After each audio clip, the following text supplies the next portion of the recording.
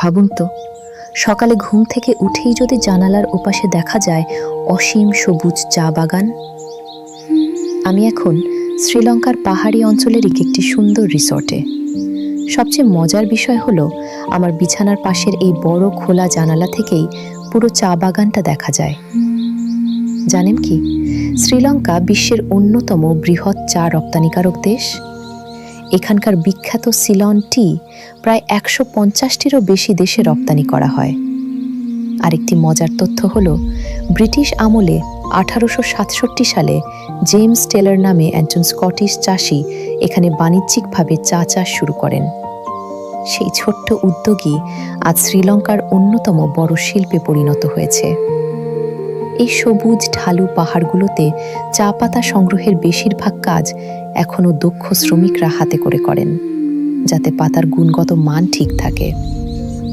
সত্যি বলতে, এমন দৃশ্য সামনে নিয়ে এক কাপ গরম সিলন চা হাতে বসে থাকা, এটাই যেন প্রকৃতির সঙ্গে কাটানো নিখুঁত একটি সকাল। আমি রোদেলা, আর আপনি দেখছেন জার্নি উইথ রোদেলা। ফলো করুন আরও সুন্দর ভ্রমণ গল্পের জন্য।